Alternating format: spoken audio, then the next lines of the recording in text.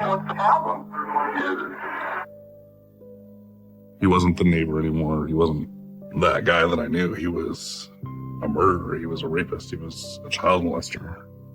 He was like the worst of worst that society has. And he was a monster. So you lose your temper once in a while and yell at her? Oh, yeah. Okay. And have you ever lost your temper and hit her? No. Okay. In my mind, he killed her. And I could see several different methods of how she was killed. Over my years in career, I've investigated quite a few homicides. And I have to say, this is probably one of the most cruelest, brutal, vicious murders I've ever seen. Now you're gonna make me cry. And a smile on her face. You can see the happy times in her. Every time I think about her, I just tell her I'm sorry. Want to be able to save her. Couldn't do it. 27 years, I haven't ever said anything to anybody about this. I've never really asked him why. It just hurts too much. You know, I mean, we're twins. And how can you do something that you should never done? And he didn't just take my life away, he took everybody's life away.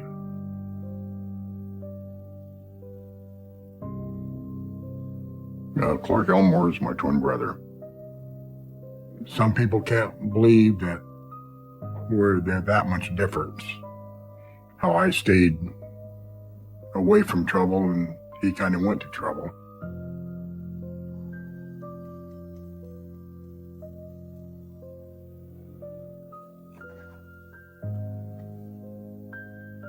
This is me in the middle, my twin on the left, my older brother on the right, on L Street in Springfield, Oregon. There were 7 of us all together. It was a full house, and we had either 3 or 4 beds in one corner, and all 5 of us slept in them beds. Had wood stove, no bathroom. We had an outhouse. We struggled, but we never thought we was poor. We always had food on the table. So, you know, we was just kids. We enjoyed life. We never thought about the materials and stuff that you had to have to survive. A lot of people didn't think we were twins because we were completely opposite of each other. Oh, we're not identical twins. We're fraternal. I was a lot bigger than he was, and he was a lot smaller. He stuttered a lot. So a lot of people made fun of him. He'd get angry, he'd mouth off to people, say the wrong things. Every day we'd go to school, and every day when we'd come home from school, we'd be 2, 3, 4 people standing on the corner waiting for him. But they would never do nothing because I was always there to protect them.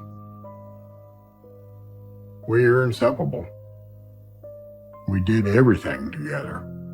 There's times that you can feel each other and know what each other's doing or what they're going to say. Twins just seem to have that connection.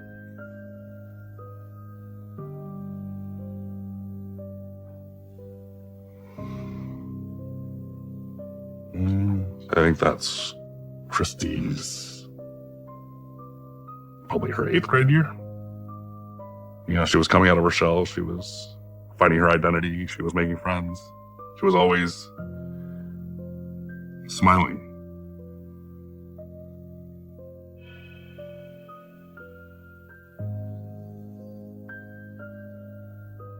The neighborhood we grew up, it's called the Happy Valley neighborhood. When the new family moved in next door, I was outside playing basketball in the driveway, and it was like this curious, ooh, here's the new people. And seeing them come out, I was definitely curious. You could definitely tell they were lower income with what they were wearing. The most apparent probably on Christy. She was wearing the vibrant colors, like the spandex shorts, the, windbreaker jacket. It's stuck in the 80s. She had like thick blonde, like kind of frizzy hair. She had red framed Coke bottle glasses that made her eyes look ginormous.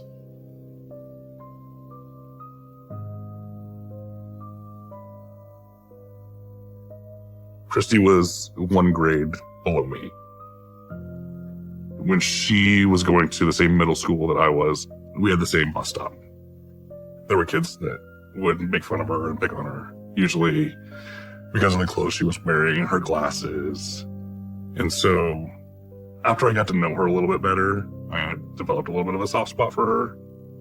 And so I felt myself trying to help her out. I stuck up for her. I definitely did feel sorry for her. I think that Christy, a few years after she moved in, she was looking for acceptance, and she started hanging out with a group of people, a crowd that was going to give her that acceptance right away. Maybe not the best of people, not doing good in school, the smokers, the kids that were a little bit more rebellious, troublemakers.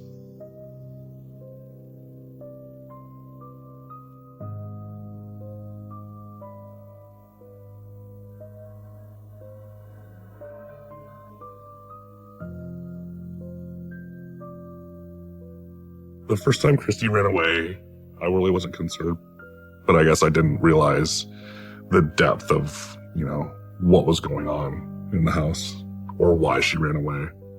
There was never a time when she and I had a conversation solely about her home life.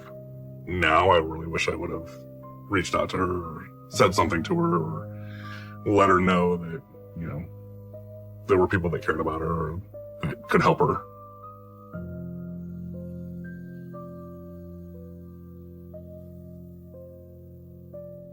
That's Christy.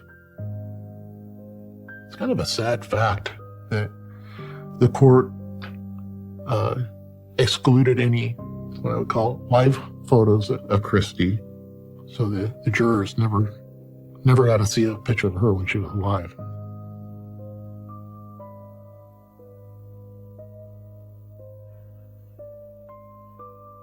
Christy Onstead was a 14-year-old girl. She attended Fairhaven Middle School. Her mother had reported her as a runaway. She was supposedly taken to school there and never returned home. At the time when it first came in, nothing jumped out that said this was anything more than just a runaway report at that time.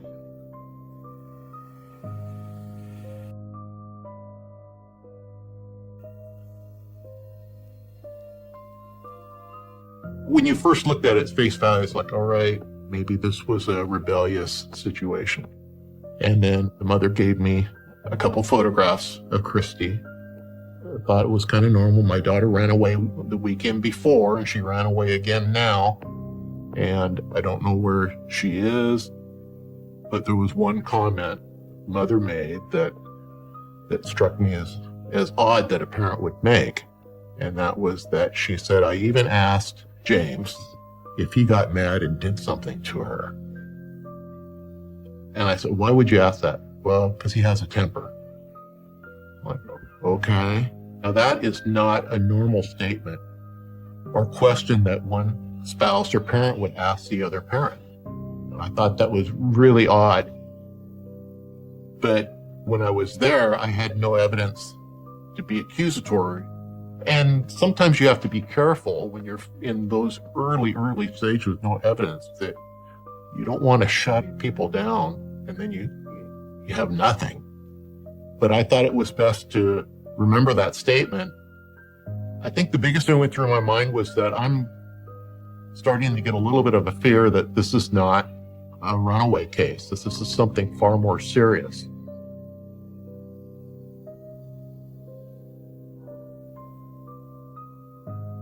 After high school, we just kind of parted. Clark went one way and I went the other. He went here and there. He went all over the place.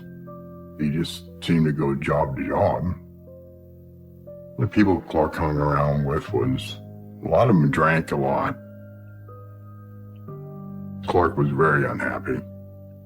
I don't know what it was, why he was unhappy.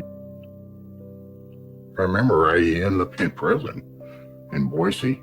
I can't remember what he did, but he done something and he got 3 or 4 or 5 years in prison. When he came out, he married a gal from California. Very nice lady. I thought they were happy.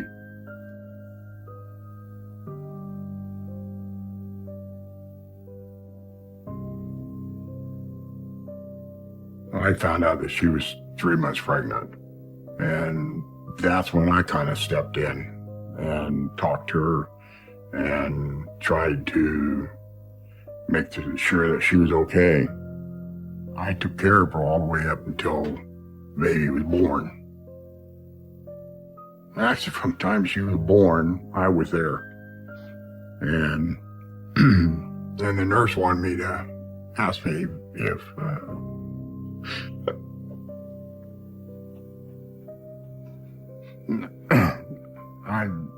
nurse asked me if Dad wanted to hold the kid, and I said, well, I'm not the dad. He said, well, Dad gonna come? I said, no, Dad's not here right now. And that's all I said. So, from there on, even though I was uncle, that was my child. He should have been there, but he wasn't. And then, when she was about 8 months old, Clark and his ex-wife was divorced, and we ended up falling in love, and ended up having 2 other kids after that. Clark and I never talked about that at all. I might have mentioned to him, say, hey, you know, as far as she knows, you're an uncle. The dad. He had nothing to do with it. He did something wrong, and I was making sure that she turned around and it was made right.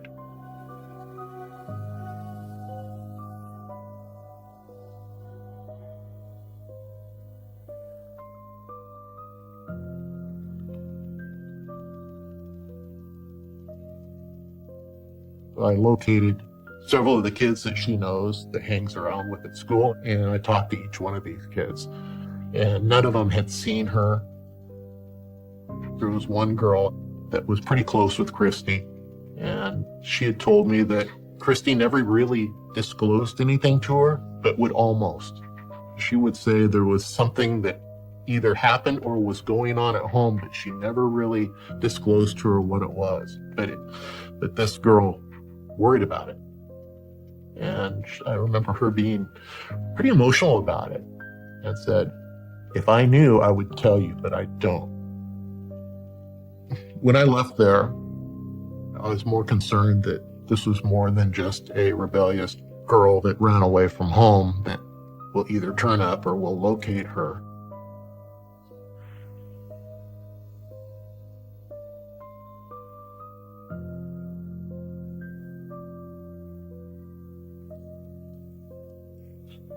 I got a copy of a report from a patrol officer indicated that a backpack was found in a ditch about a mile from their house or so, give or take. And it ended up being Christy Onset's pack, which had some of her clothing and such in it. I've not had runaway cases come up where kids take their belongings and throw them in the ditch as they're running away. It was just out of ordinary. And that really started to trigger things looking in a more serious direction.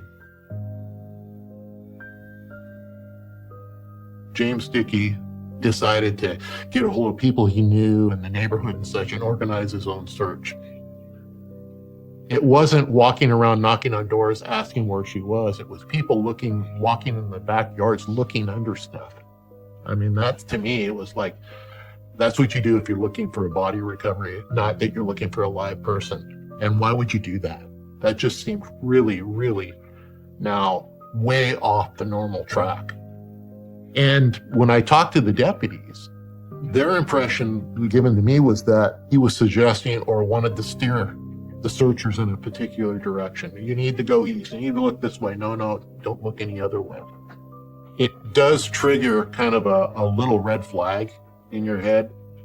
And while they continue their search, we thought we need to talk to him again. And I asked James Dickey, I told him, I said, I'd like to talk to you again. Is that okay? Sure.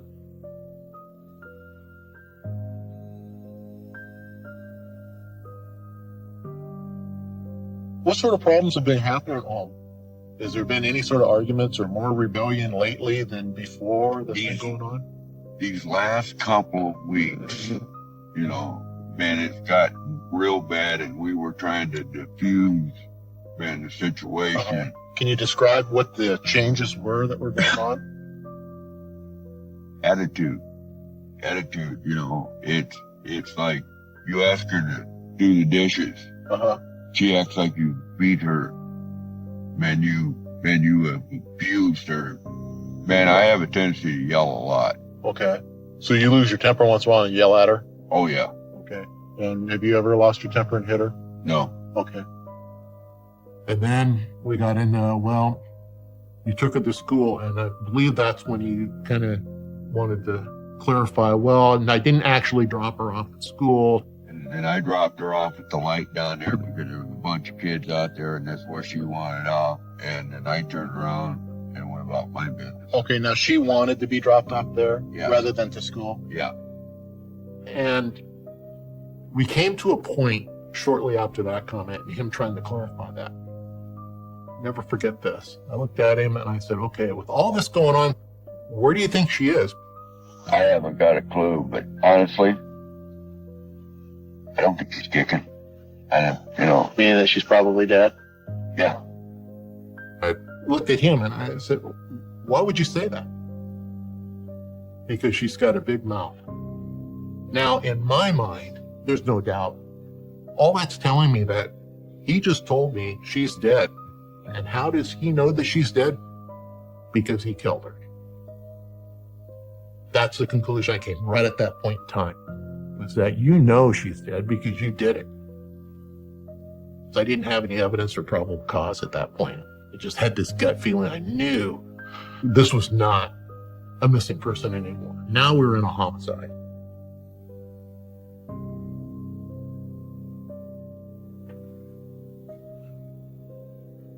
That's the creepy van.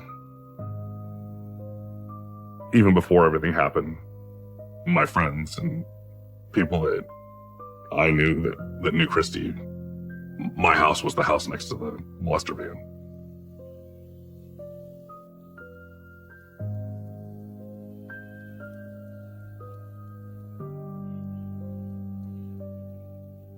I remember coming home from school, from the bus stop, walking home and walking past their house, and he was hosing out the back. And I definitely didn't think anything of it at first, but I thought to myself, I remember James always talking about how I should just get a van like his, because all you have to do is just change the oil every once in a while. It's maintenance free, and you don't have to worry about doing anything to it or even washing it. So why is he cleaning his van? My curiosity was through the roof. Like, what is going on? And that's definitely when I became more involved.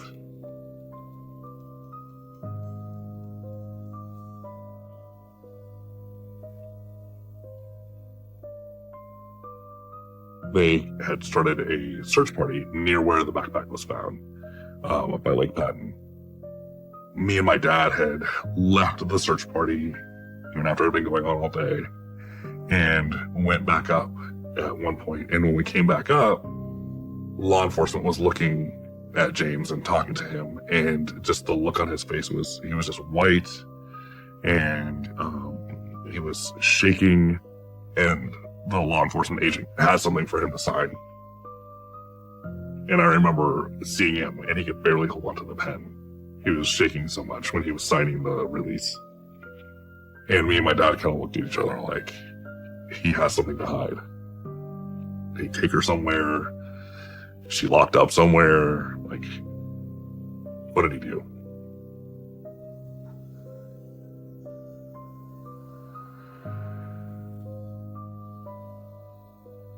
I, in my mind, had no doubt this was a murder, but I didn't have any evidence. I'm thinking now, if he drives that van all the time, I need to look in that van. I need to see if there's any sort of evidence. Have you looked through your van to see if maybe when you were taking to school, she might have dropped a note or something on the floor or something? No. We're about done here anyway. If we go back, can we look and see if she dropped something? Sure. I said, okay, so when we get back, I'm going to fill out a consent to search form, and I'll spell out what I'm looking for. The whole demeanor with James Dickey changed, and it was pale, shaky. Now it was kind of meek, withheld, and just kind of going along with what was asked.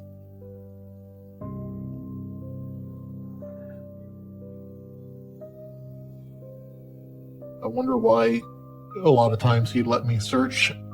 I think he didn't think there was anything in there that I would see. And so I went to look in there. I borrowed a flashlight from one of the deputies. I guess I was looking for something that I could put her in that van for sure. And I was thinking at that point in time, if she's dead, there was a really high likelihood that it happened in that vehicle. And that's why I needed to look in it. And at that particular moment, I didn't see anything. And it kind of left us in the position where we had to let him go for the night. I didn't have enough evidence I could do anything, so I had to let him go. It's kind of a terrifying thing. You have someone that you pretty well feel very confident that they committed a murder. You don't know what he's going to do. If he's capable of killing one, I mean, it's a guess. Will he just run away? Will he do it again? It's hard to say. So I think my biggest fear was, number one concern is I can't lose this guy. He's a danger, and I'm more afraid that I have nothing. He's going to take off. I ended up going home, but it was one of those nights where you're thinking about it. One point in time in the morning, I tried calling there, ended up talking to the mother, who said that he wasn't home, that he went and ran some errands, should be back shortly. That was a concern. So a little bit of time went by. I don't recall exactly how long. Tried again. Hadn't returned yet. And there was a concern that he took off.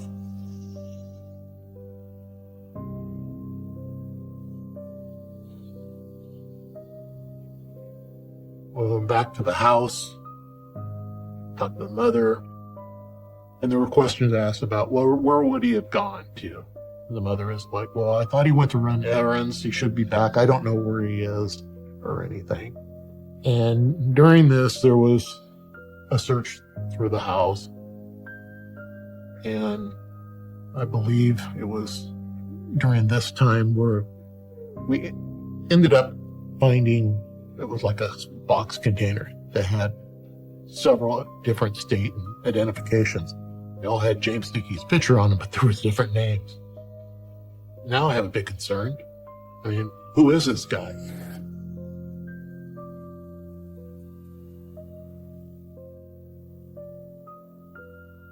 Now you're gonna make me cry.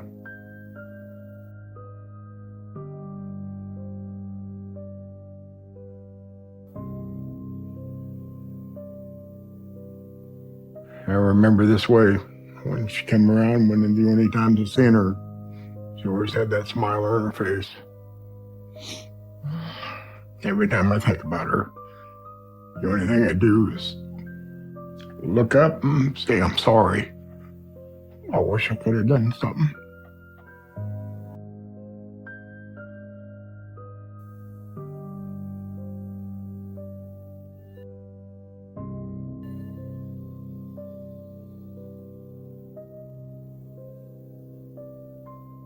Her and I had hit it off. I mean, right off the bat.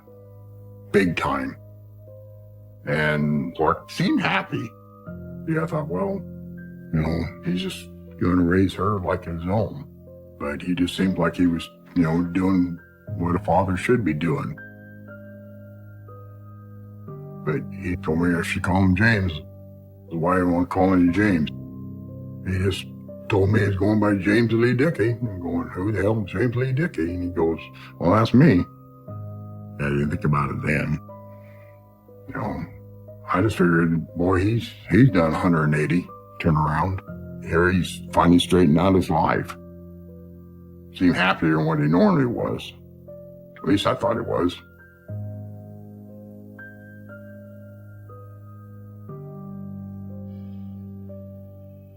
They were downstairs horsing around and playing, and we were all upstairs just talking and doing whatever we were doing. Well, at the time he kept going downstairs. I just thought it was kind of odd. But Clark just kept going down there. To me, it just didn't make any sense. Leave them alone. They're kids. They want to be together. They don't want an adult down there bugging them. I don't know why he was doing that. Maybe he wanted to make sure she was behaving, or, you know, maybe he was a little bit stricter than I was. But he would go down there and check, and then he'd come back upstairs, and then he'd go back down there and check again, and then come back upstairs, and it didn't make sense to me why he was doing it.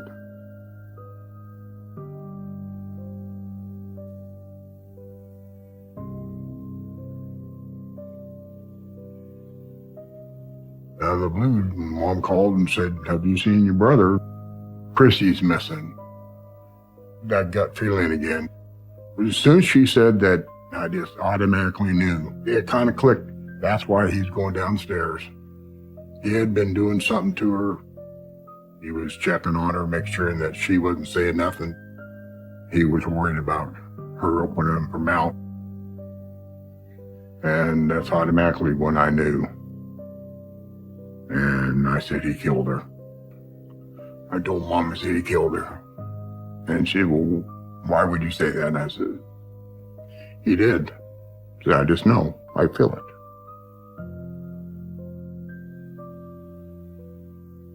And that's when I called the police up there, and I said, "You're looking for the wrong one." He says, "His name's Clark Rich Elmore." And they said, "How do you know?" And I said,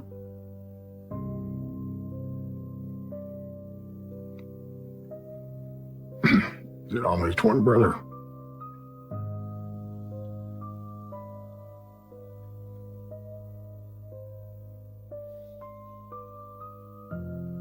It was starting to get later in the evening, and then I got a page from the sheriff sergeant who was up at the scenes.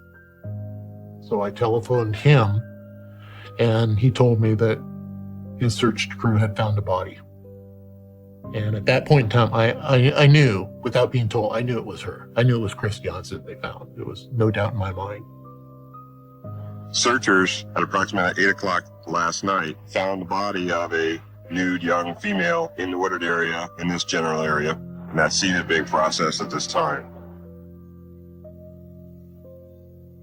James Dickey wanted everyone to look towards Bellingham. This was 8.5 miles away, and pretty much the opposite direction of where he wanted everyone to look. The sergeant and I were led through the brush to where the body was located. She had plastic wrapped over the upper part of her.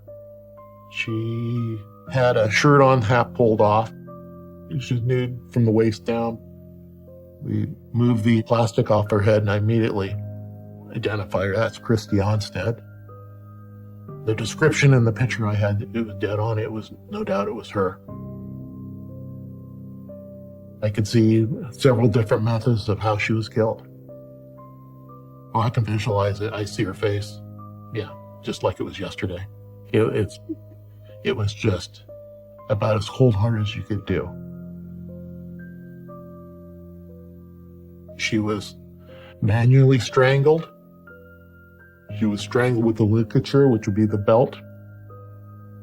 There was like a needle object sticking out of her ear that later was a long needle that he shoved through her head and through her brain.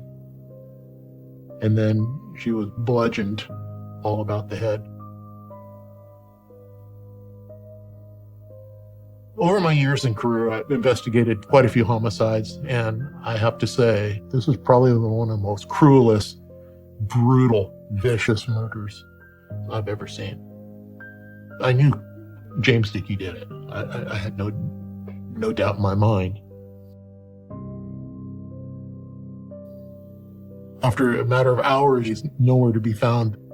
I'm thinking he probably figured out that we found her and he took off. I put a bolo out on him. The other difficult thing is now, I know he's using different names. So what names do we look under? You know, that makes it even worse. If it was just that, okay, I know he's James Dickey and that's it, you look for that name. But now you got James Dickey, Clark Elmore, I think there was another one, Mark Stevens or something, but there was several different names. And it's like, okay, that just complicates it. It's like, okay, you got somebody that's close and all of a sudden, boom, they're gone. And you don't know where they went. Yeah, that's awful.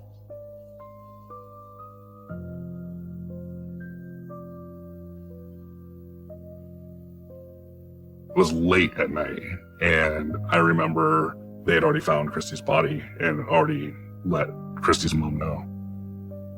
Even though we had our suspicions about James and everything else, it was still so horrific that, like, it's hard to believe. She was brutally raped and murdered and thrown in the woods. And I was communicating with him, and, like, he was hugging my parents and all the while knowing exactly what he did. It was almost surreal. You don't know what he's capable of and who he's going to take it out on. You know, supposedly he loved Christy. What's going to put it past him to, you know, take out his neighbors or supposed friends?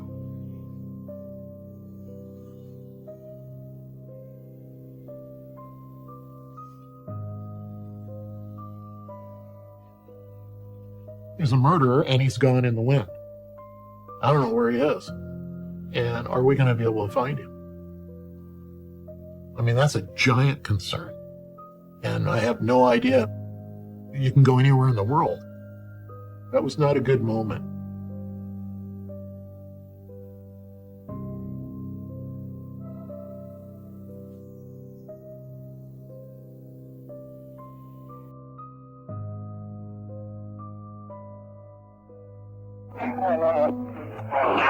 Yes, I'm standing out here in front of the Bellingham Police Department. Send somebody over to lock me up. What's the problem? Murder. Who'd you kill? Christy on set. And what's your name? James Dickey. He said he wanted to come in and turn himself in for killing his daughter. The officer and the lieutenant, they advised him of his rights and put him in an interview room and just watched until I got there. I wanted his confession. Obviously, that was hugely important.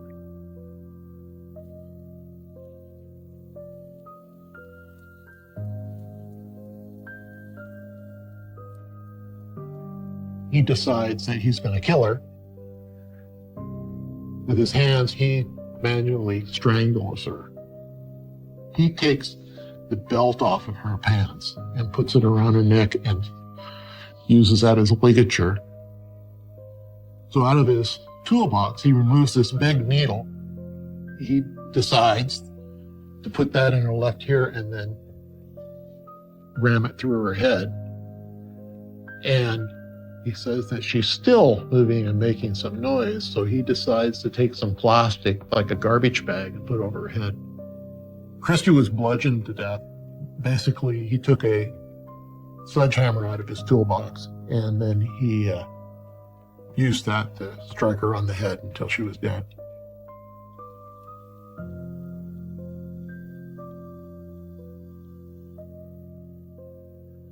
He made the admission that he had molested her in the past, and that, in his words, was that when he would try and discipline her, she would make the threat to him that she would disclose on him. And that morning, I believe the threat of disclosure came up again. But instead of taking her to school, he had decided he was going to drive her down to where she was actually found.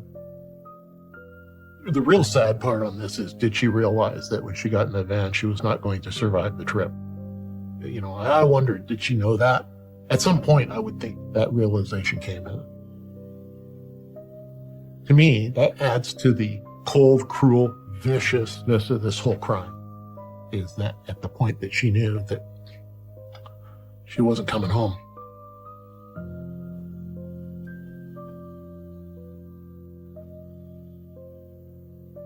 I think he's a sociopath. He has absolutely no empathy for anyone but himself.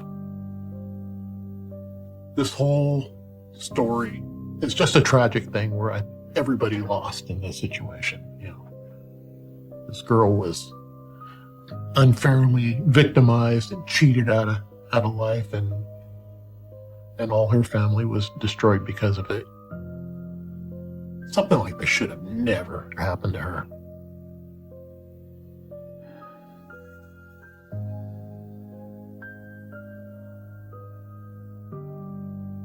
I was definitely relieved that he had been arrested and that he was in jail. I felt like safe, not just for me and my family, but for Christy's family too. At some point after Christy had been found and James had turned himself in, James's brother came and was, there for Christy's mom. And that's when I learned about his full alias, like that he had a different last name. James's brother didn't seem anything like him. He seemed normal compared to James.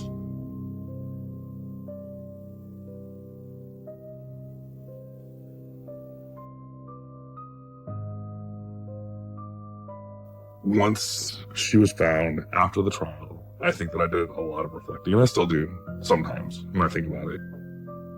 For a while, I thought she was just trying to fit in and be cool. And afterwards, I was like, how many times was she outside avoiding being molested or being beat or whatever was going on in that house? She literally lived a sheltered life inside that home, probably in fear every day of whether she was going to get yelled at, beat, or touched, or worse. My relationship with Christy definitely shaped me as a person, not just a parent, to not take people at face value and understand that there's a lot more that goes on behind the scenes sometimes, and we don't know about it.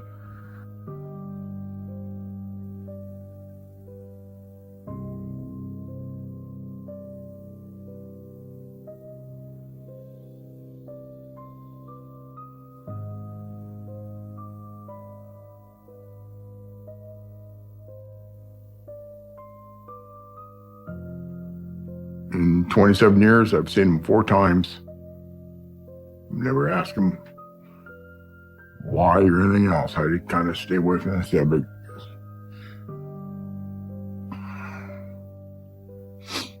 I want to talk to my twin. I don't want to talk about that. I didn't know he was capable of it. I don't know how he could have been capable of doing something like that. I don't know how anybody was capable of doing what he did. I feel that I failed.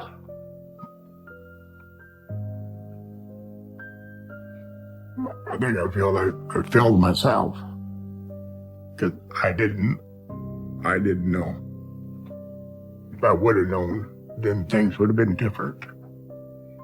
But I didn't know.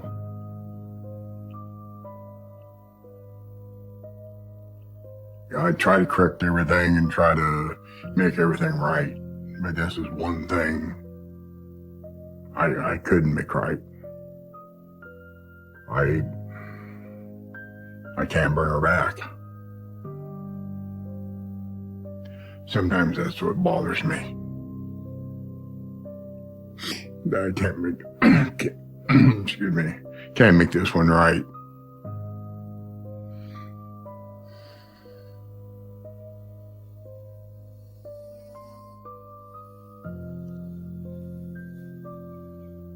I just miss being with him, and that will never happen. Like I say, he took a lot away from me.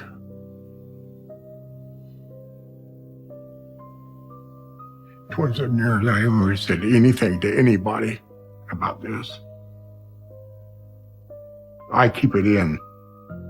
It's hard for me to talk about it. It's hard to explain that your own twin brother did this. And it doesn't give me closure because I'll never have a closure.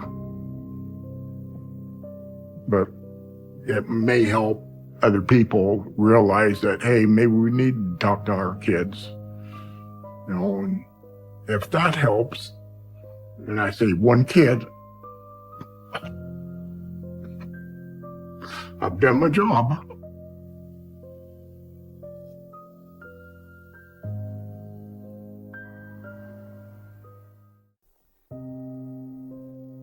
Oh, you guys are killing me.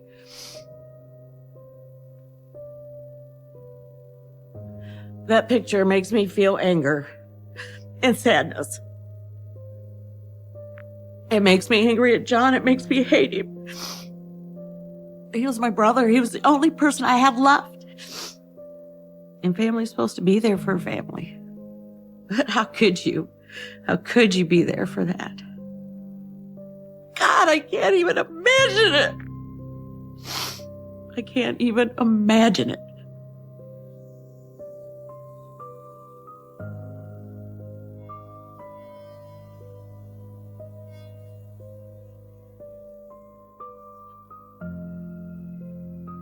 Doesn't even look like John.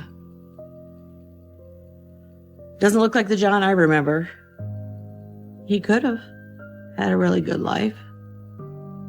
Somewhere along the way, he took a wrong turn. The damage that he has done is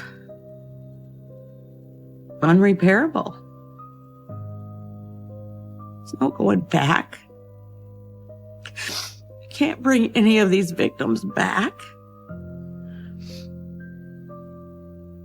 And I'm so glad my parents weren't around to see him there, to see that picture. I don't know how he was able to keep people fooled for so long by his stories. He always seemed to have an excuse that seemed to be plausible. John had this evilness to him that I didn't see. I think I was too close to him. I love my brother. And I hate him.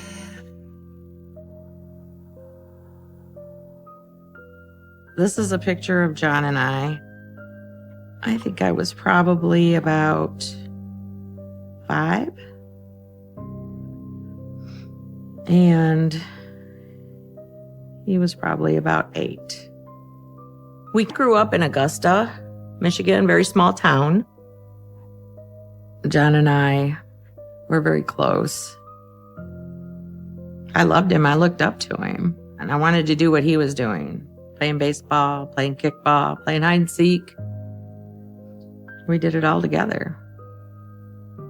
Oh, I'd love to go back to that time.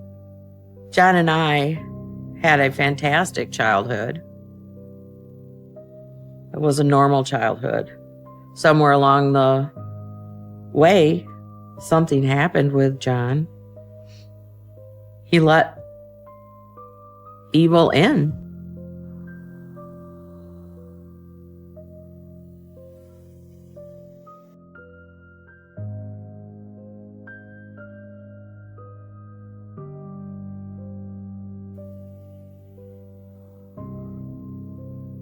My father, he was police chief, he was fire chief, he was mayor of Augusta.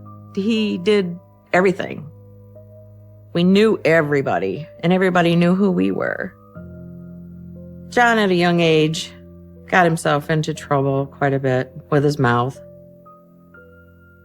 When John was in high school, he had a friend. They would both run up to the girls' locker room, and he would open up the door and just yell, you know, "I need a maxi pad."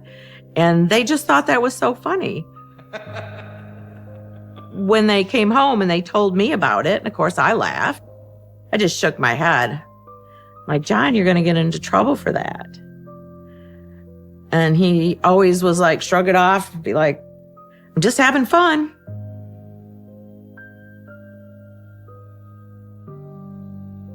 Well, my parents always wanted to make sure that we always were truthful. John would get in trouble because he didn't tell the truth. John would tell stories, lies about his homework and school. John always had an excuse or story for what he did. And I don't think I ever remember him taking responsibility. And when we weren't truthful and we lied, my father would take action with that. Come on now, John, confess. My dad would take him in his bedroom, shut the door, and then ask him to tell the truth. And when he didn't, then he would get a spanking. And till he was able to then tell the truth. When John got a spanking, that bothered me. I would cry.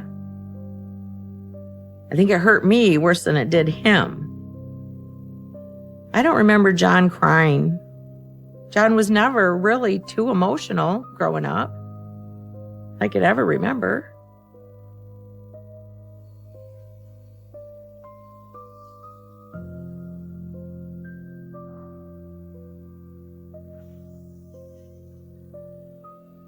John and I used to play games at night after my mom and dad went to bed. John and I had bedrooms that were right next to one another. When mom and dad thought we were in bed, we used to throw things at each other in our rooms. It was mainly stuffed animals. And we'd just throw them back and forth and just laugh. We did it all the time. One night, I threw a stuffed animal into his room and he didn't throw it back. So I threw something else. He didn't throw it back. So I grabbed something else and I threw it.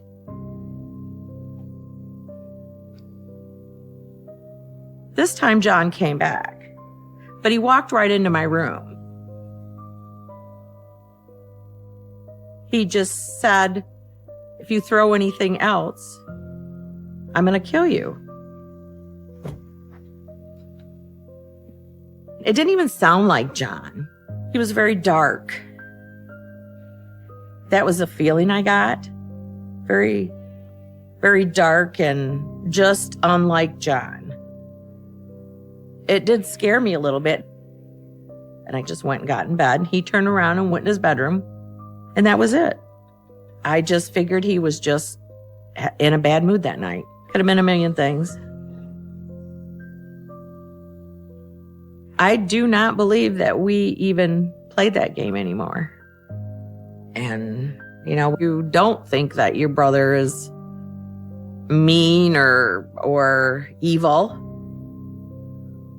You don't think that at all. Looking back, after what I know now and what John has done, maybe that was a flag and I didn't notice. His threat that night could have been more than just talk.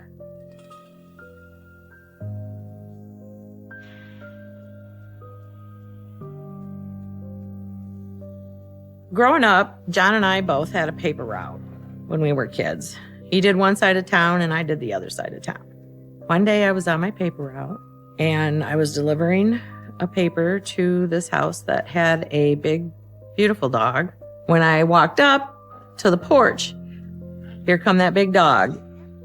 The dog jumped on me, put me down to the ground.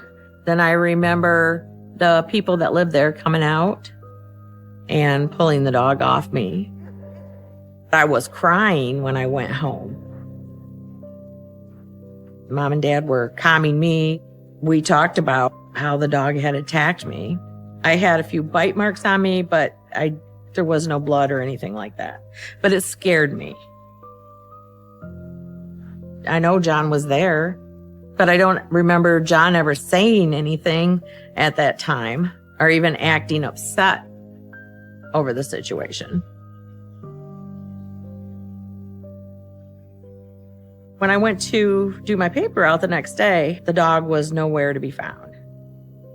And every day the dog was not there. I went to school with some people that lived in the area, and they had told me that the people had found their dog and it had been shot. The dog had been shot out in the woods. At that time, I didn't think very much of it. People in Augusta, everybody was big hunters. I didn't put John with this until later on. I would not have thought John had done that. Maybe I didn't want to believe.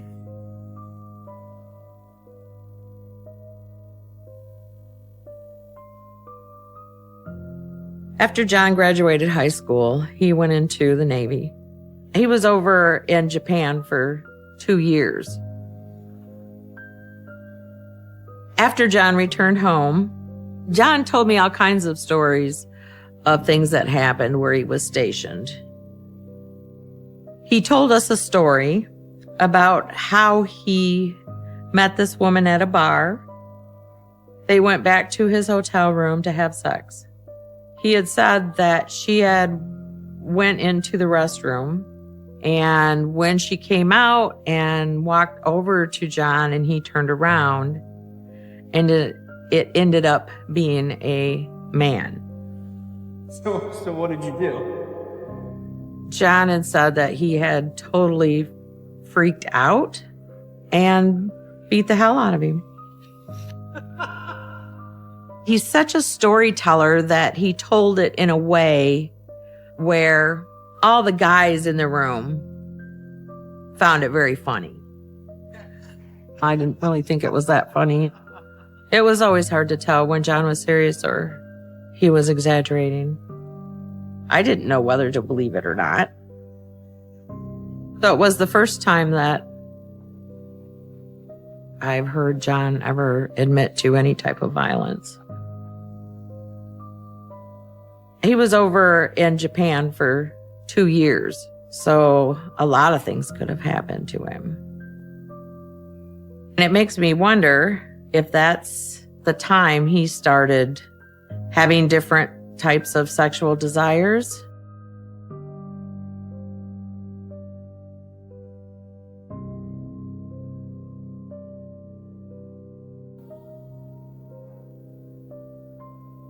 John got together with one of my friends from high school. She got pregnant and they got married. His life was good. Their marriage seemed to be okay. There was problems, but from what I seen from the outside, John was a doting husband. Good afternoon, ladies and gentlemen. One day, I remember sitting in my apartment, we're just watching the news. I remember hearing John's name on the news. They had said that John White had been arrested for stabbing Teresa Morris numerous times. She survived the attack. I immediately just freaked out, I guess is the best words to say. I couldn't believe it. John's wife called me on the phone. She told me that John and Teresa were downstairs smoking pot, and next thing she knew that John was running up the stairs screaming that he had killed her. He had killed her and to call the police. I just needed to go see John.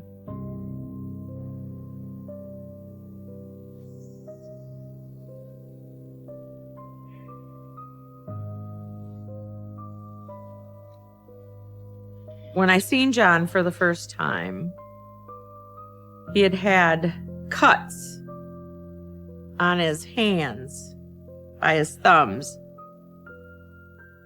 I asked him how he got those cuts on him, and I remember him saying because she came at him with a knife. Tried to attack me. They were doing drugs, and then Teresa turned on him and came at him with a knife because she wanted his drugs. The way the cuts were on his hands, it was like he was trying to stop somebody from stabbing him. John had said that he had blacked out, and when he woke up, she was laying on the floor bleeding. I can't see any logic in it, so I don't understand why or how he could possibly do that and why he would do it on purpose. I didn't believe that John had done this intentionally.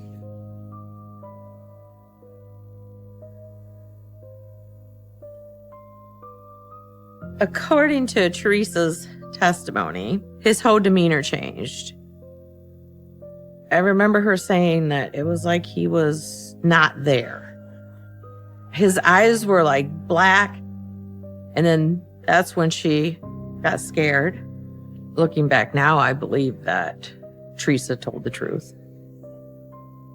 There's just got to be more to that story, because you just don't go downstairs to stab somebody. That would make him the sick person, evil person that he was. My dad and the lawyer decided to go for a temporary insanity plea. John only served 2 years for his crime in prison and got out on good behavior. With John, there was always a reason why it happened, and it was never his fault. He wasn't the one to start things. He wasn't remorseful about it. I never heard him say that he was sorry for what had happened. I look back on it now and John should have never gotten out. 2 women might be still alive if they wouldn't have let him out. When he was in prison for stabbing Teresa, he had written a book about his life.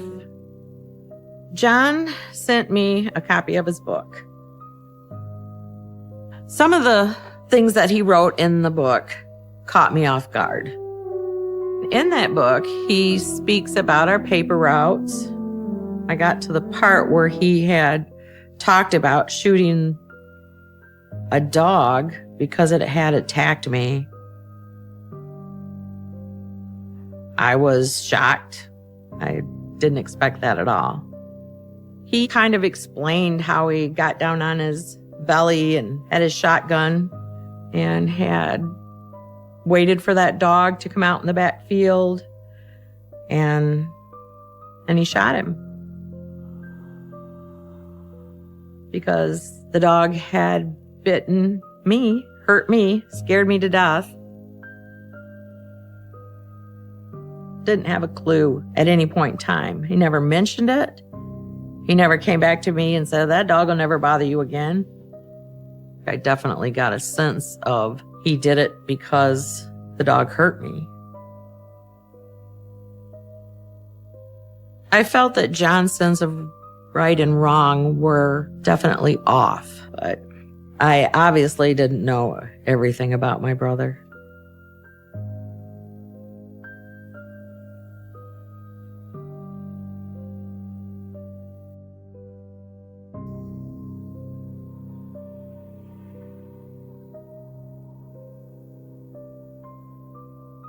So this is a picture of John and his big truck that he drove.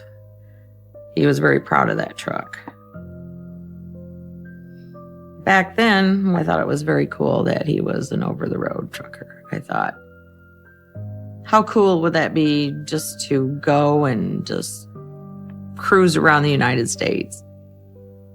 He used to tell me about all the great things he's seen and been through, and then he also talked about prostitutes in the truck stops.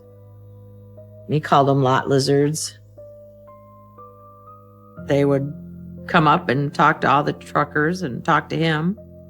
He never said anything about having sex with them. But according to his friends, he told them that he had taken prostitutes into his truck, and after they had sex, he dumped them in the dumpster. He did not actually say that he had ever killed any of them. Just when he was done, he referenced throwing them into the dumpster. I thought for sure when I first heard it that his friends were just making things up. Or John was again telling one of his stories. What if he had a prostitute in this truck? What if he killed somebody in this truck and dumped her in a dumpster?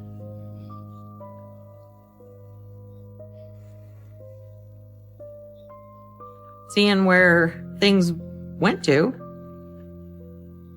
maybe he did.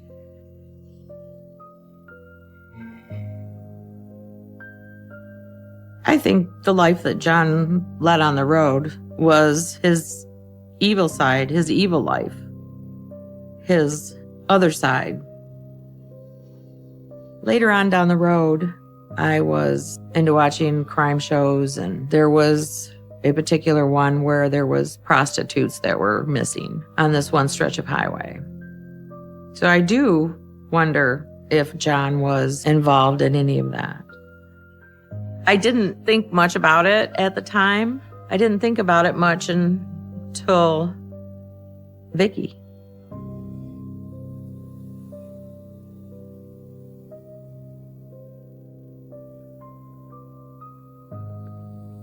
About this time, him and his wife were not getting along.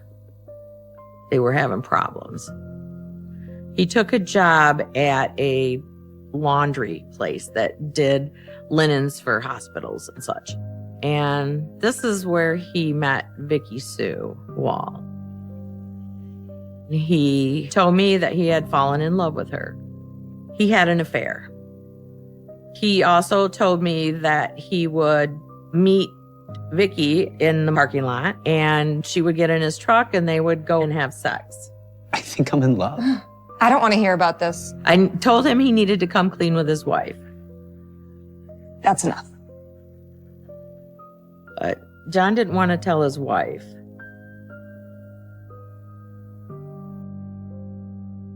In July of 1994, we got a call from John's wife about 2 or 3 o'clock in the morning.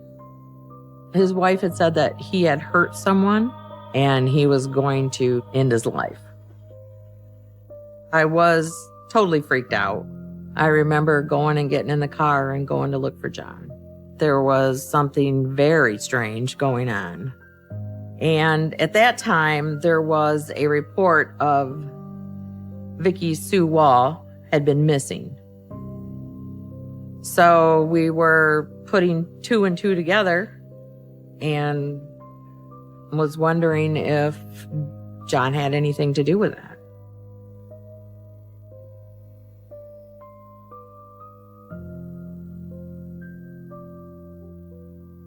The police went out there and they found John. So there turns out that there was a surveillance tape and it showed John pulling up to Vicky's car. And she got out and got in the truck and they drove away.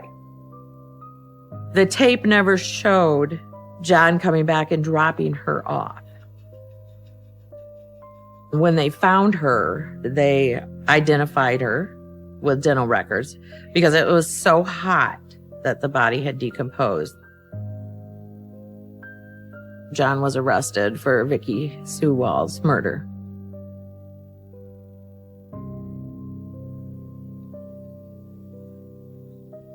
I went to visit John in prison to get his side of the story. He told me that Vicky was into strangulation and rough sex. He would pick up Vicky in the parking lot of a department store, and they would go out back and they would have sex. And after they were done, she had slumped over in the seat. And when he tried to move her, there was no response. And that he was very scared. He didn't know what to do. After John dumped the body in the woods, then he had went home and confessed to his wife about his affair. He also told her what he had done.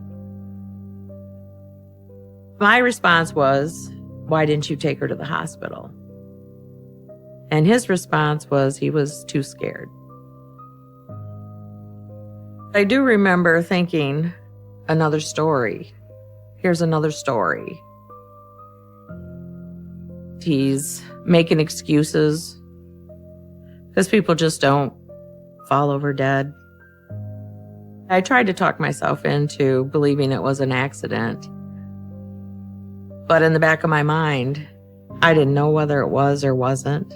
Looking back, I wonder if John's story is even true. It's so far out there, it's just unbelievable. He could have just killed her. And then in May of 95, John was convicted of murder and sentenced to 12 years in prison.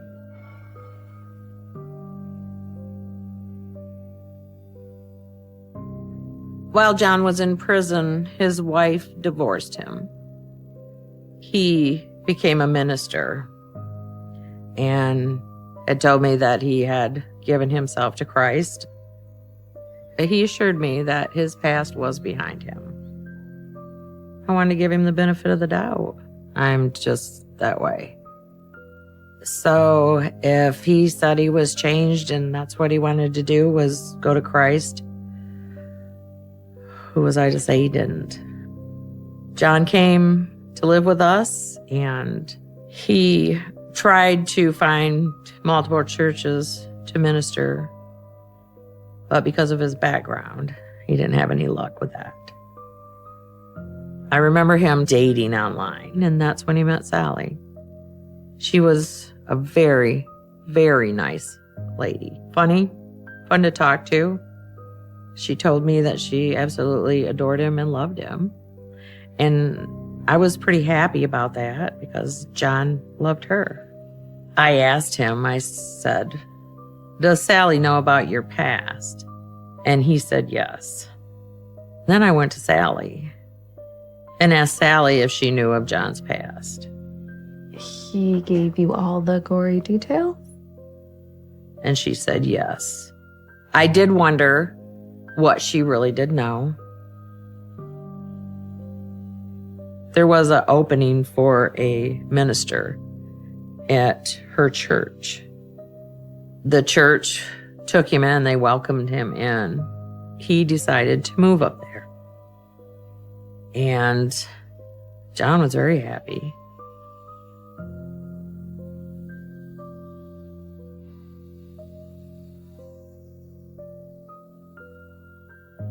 As time went on, John and Sally became engaged. Sally had a daughter of her own, and her name was Rebecca.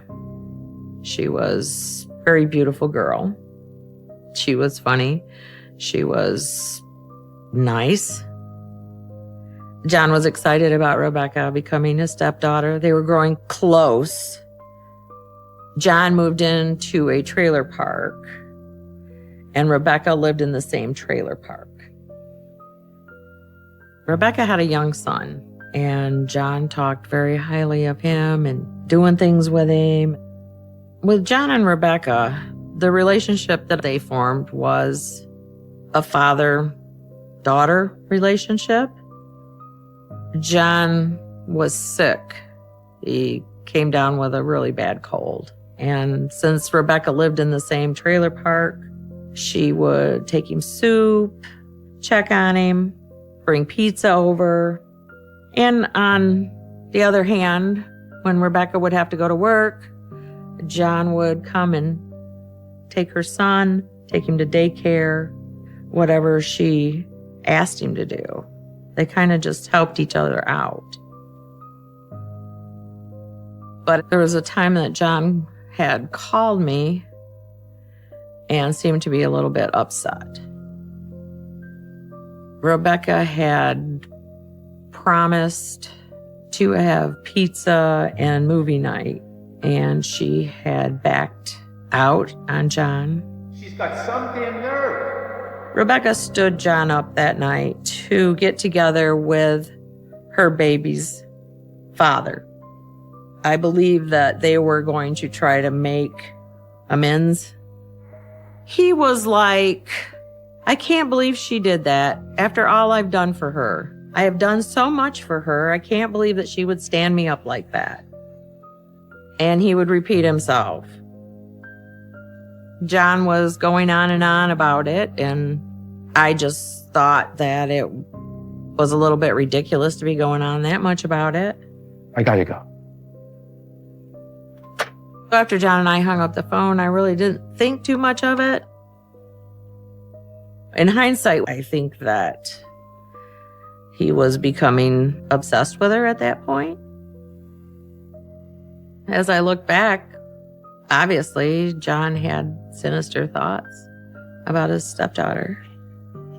On October 30th, I received a phone call from John, and he told me that Rebecca was missing.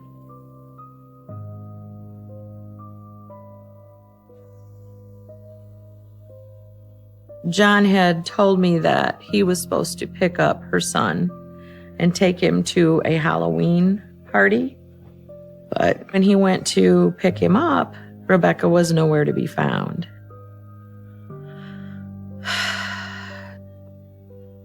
John told me that he had called the police and everybody was out searching for her. I had just that little bit of hope that maybe she was with her other friends. I wanted that so bad, so bad. Mothers just don't leave their small children by themselves. I felt that something was wrong there, that John had done something.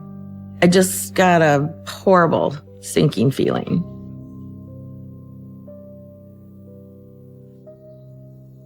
A day or so after I had that conversation with John, I received a call from Sally. She seemed very upset. She had told me that they had found Rebecca and that she had been murdered. She also told me that John had called her from the police station. He told her that he loved her and that he was the one that murdered Rebecca. And we just cried.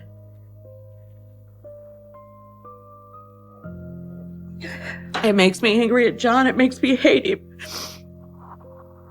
It makes me feel horrible for what Rebecca went through. That right there breaks my heart.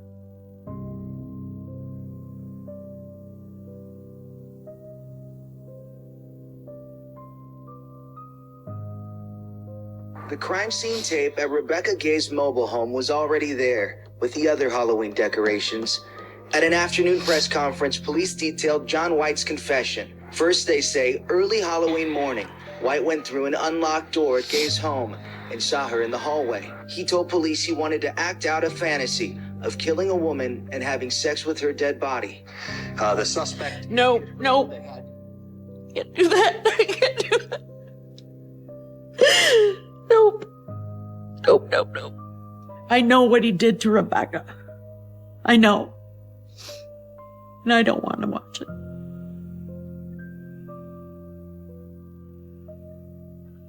I don't. Sorry, I don't.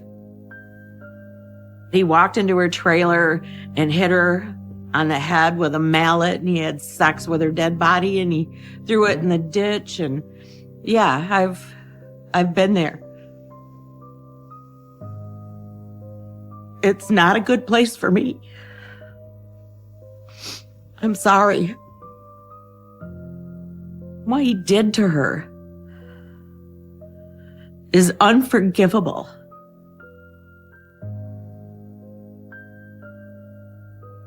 When I turned on the news, I saw John.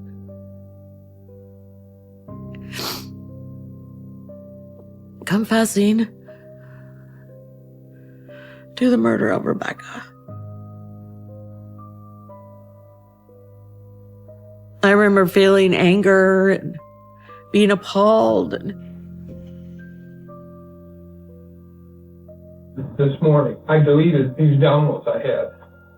and they were called psycho thriller. They're movies of guys, strangling women and basically raping them after they strangle. When I drink, that's what I want to do.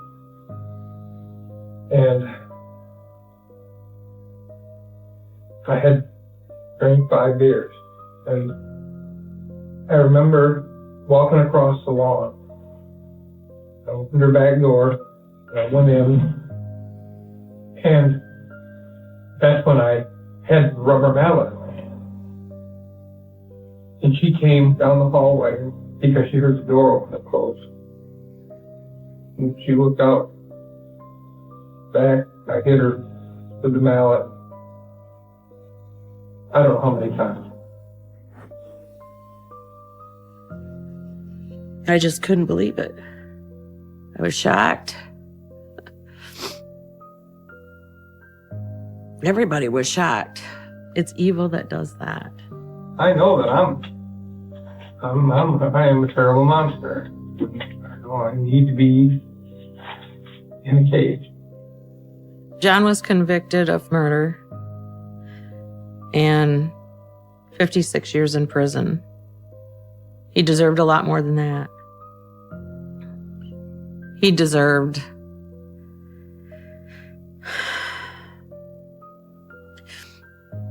to die.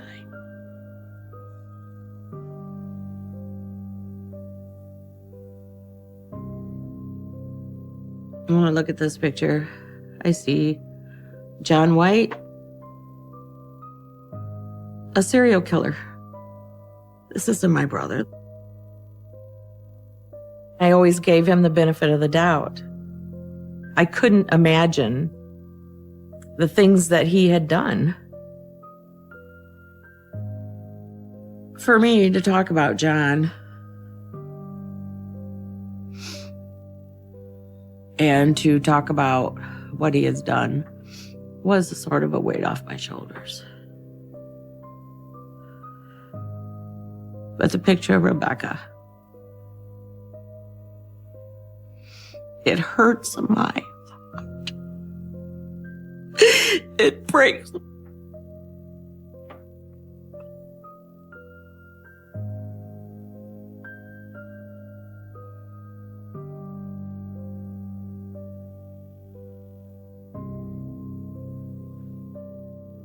This is a letter that I received after John was in jail for the murder of Rebecca. Dear Chrissy, I want to tell you how much I miss you. I love you dearly, Chrissy. And I do understand how pissed off at me you must be. I know what a disappointment I am to so many people, and I'm so sorry. That's the first time I've heard John ever say that, and I don't believe it. I feel that he's sorry that he got caught. Not that he's truly sorry. I'm hoping someday we can talk. Maybe tell you what really happened. He's just telling another story. And he wants to talk to me because he wants to try to get me to believe that what he did, there was a reason for it. But there was not a story he could tell me to make it sound like it was somebody else's fault. But I never answered. I didn't want to answer.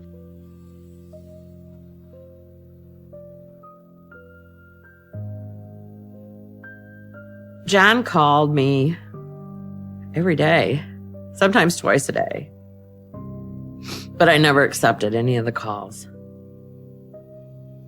Nobody was in John's corner anymore. I was there for him. He was family. I backed him. I believed in him. I had to admit that I was wrong to myself and realize that there was a dark, evil side to John that I see now versus I couldn't see then. Telling my story has been emotionally exhausting, but it's also a relief. This whole experience has helped me more than what you realize, because I can talk about him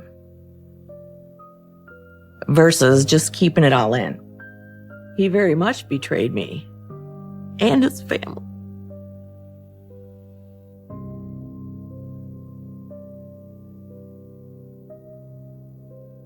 I just knew what it was. I just knew before I even picked up that phone or answered it. The officer proceeded to tell me that John had committed suicide. He had hung himself. The brother I knew and loved had died a long time ago. So I did cry for him, but I had, I don't know what the word is, detached myself from him. He was no longer the John I knew. I remember thinking that in hell is where he deserves to be. That was the only way to kill the evil. John had a great life. He had a great childhood. But somehow, somewhere, he let evil in.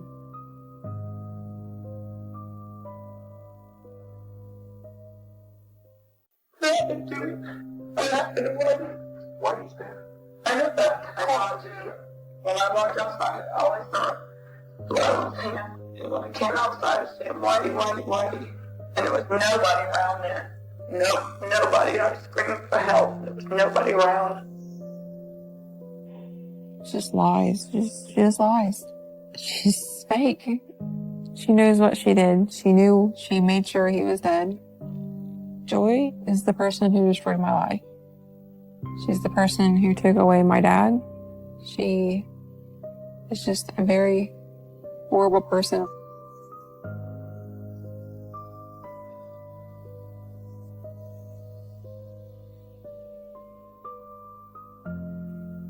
She repeatedly kept making threats and she kept harassing everybody.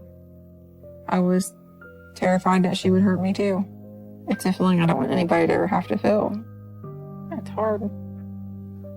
What do you like to remember about him the most? His laugh. You need to stop.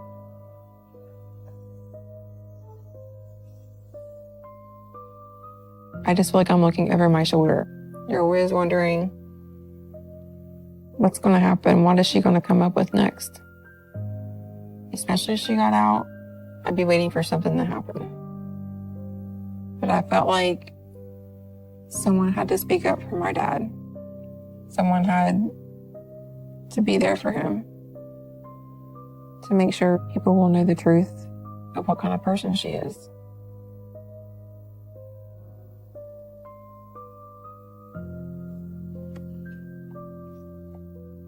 It's my dad at his bar. Always smiling, laughing. A happy person. Full of life. I looked up to him a lot. When he was younger, his hair was white, so they called him Whitey. He owned Whitey's bar in Sardinia. He would enter a room and everybody would be excited to see him there. You could ask anybody. Everybody loved him. Is it hard for you to look at that picture?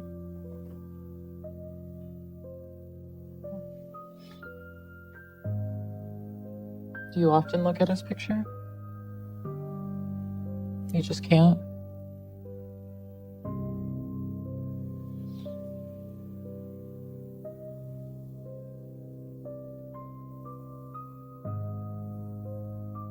I've spent my weekends or any breaks I had from school or any chance I could, I spent with my dad. He was also my basketball coach. Now you try.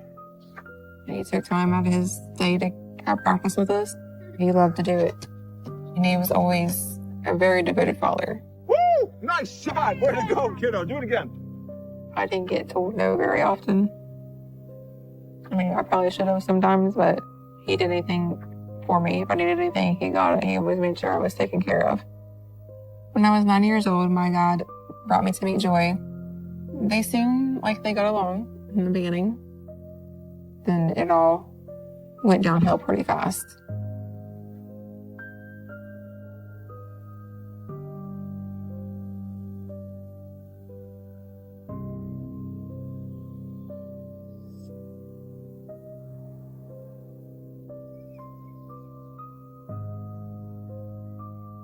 My dad and Joy were spending a lot of time together, and it moved very fast. They seemed like they were happy. Everything seemed to be going good there at the first. I think the reason they got along was because they both owned bars. She walked into Whitey's and seen him there, and she said that she wanted to be with him. Is the story I was told.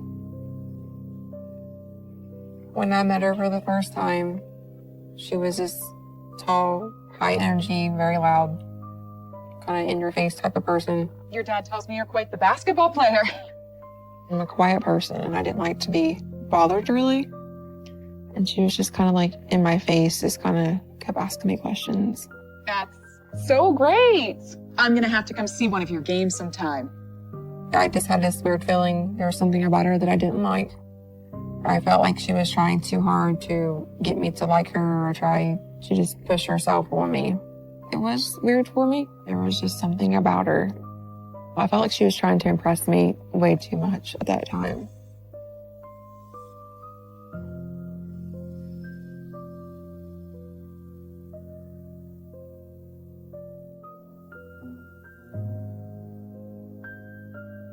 This is Joy and my dad on their cruise. They had just gotten married. It was one of the biggest mistakes of his life. His life went downhill after then. After they had gotten married, you see a different side of her. It was like she had put on an act in the beginning. When Dad had his back turned, she was a different person.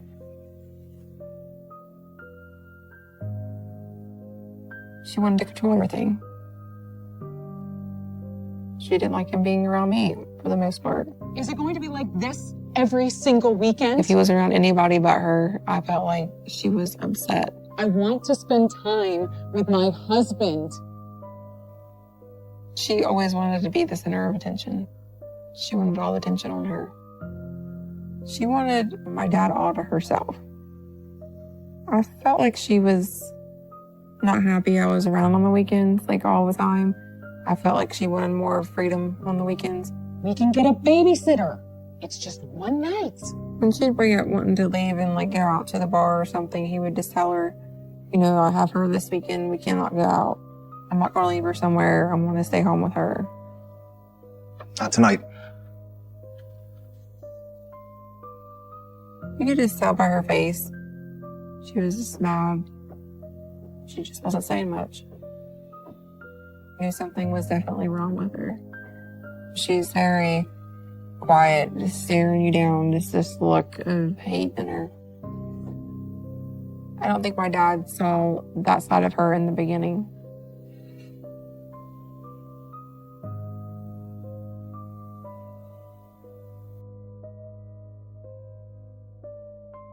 So one day, Joy and I went out to eat, and someone had walked by. I don't know if they gave her a weird look or something, but she kind of snapped and started going off. What the hell is your problem? She started yelling at him. I stayed quiet. Look where you're going. You could have killed me. I think I was just shocked at the time. Like, why was she mad? It just kept on going. At that point, I was just kind of ready to go back home to where my dad was. Don't walk away from me. Get back. It was a scary moment. I didn't understand why she was being that way. I feel like Joy had another side to her that no one knew about. I think after that incident, she was in a mood. I stayed away. It was just better for me to stay away and be in my own little area.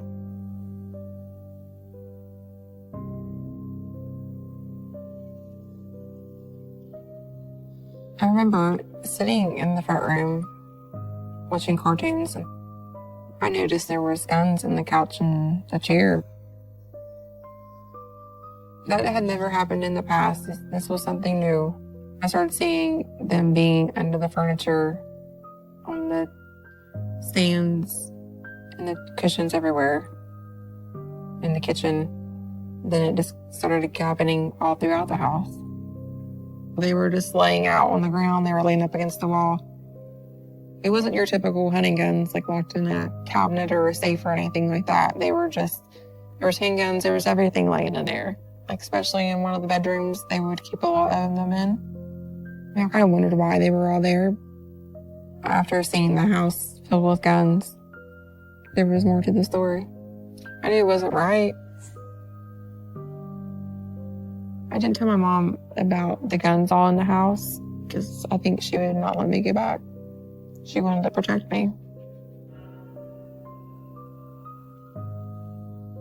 I didn't know at the time that's what he was doing, but years later, it kind of confirmed my suspicions that him and Joy were involved in drugs. I think Joy's life was more dangerous than what we all thought. And then when they got together, his life started turning more that way. I didn't want to stay with her alone, just after all the arguments and the fights. I was scared to be with her.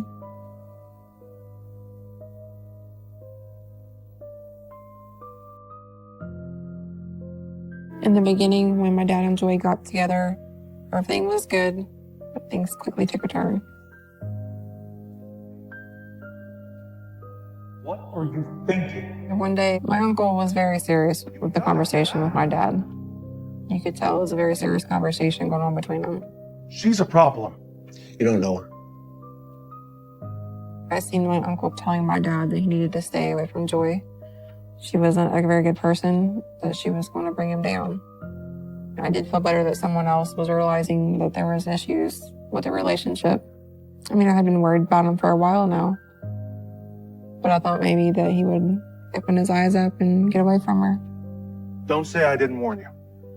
I should have listened to anybody that had told him about her and to stay away. Now looking back, I wish I had told him and not just been trying to protect him because I want him to be happy. I wish I had told him what I was feeling. The reason I didn't say much to my dad was because I was scared of her.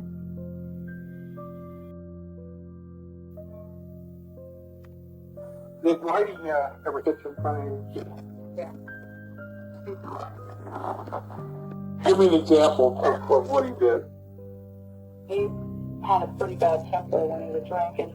When he would come to pick me up or something like that, he would all kind of rant and rave and screaming I was going out with him and stuff like that.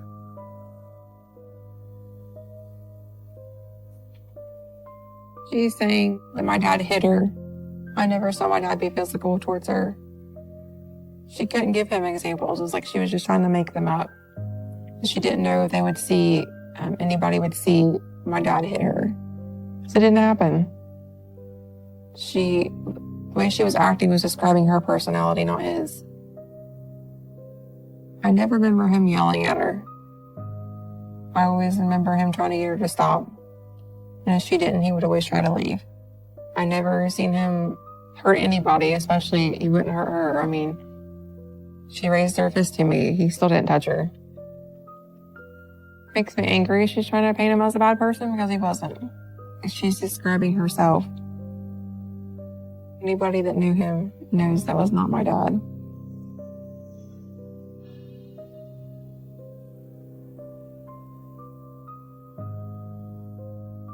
Things were getting worse between them. The fighting was getting out of control, just with her yelling at him nonstop. What about me? Huh? What about my needs? Just calm down. Don't tell me to calm down. I realized that lifestyle was definitely not normal for the way the fights were going on, the controlling issues, just everything in general. And their whole life was just not right. You always have to be the hero. He didn't want me to see them fighting. He always tried to keep the peace. He didn't want me to ever see that anything was wrong. Not in front of her. One of the first times I remember her being physical, my dad was going to my grandma's house to help her, And Joy did not like my dad going there to help her. And she was mad and was attacking him. You're not leaving this house. She ripped his shirt off. I think she was mad because she was controlling. She wanted to make sure he was right there beside her at all times. You could tell he was stressed out. He was upset. You could see it on my dad's face that, he wasn't happy and that things were just different with him. It made me feel sad. I didn't like seeing him feeling down like that. I just kept it all to myself. All my emotions about everything I kept to myself. So I didn't want no one knowing. I wanted him to make sure I could still go on the weekends and see him. And I figured if I just didn't say nothing, things would get better.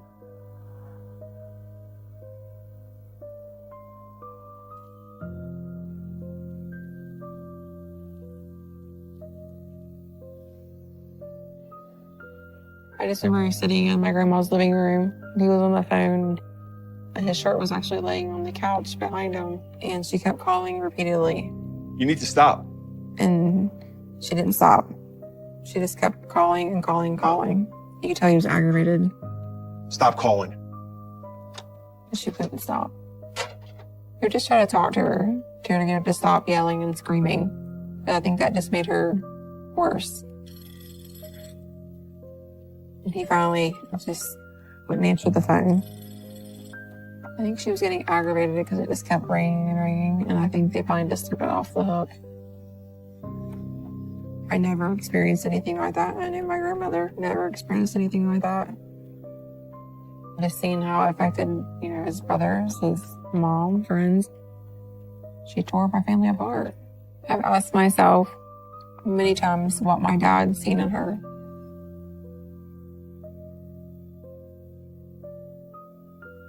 She was a bad influence in his life because his life completely changed when she came into the picture.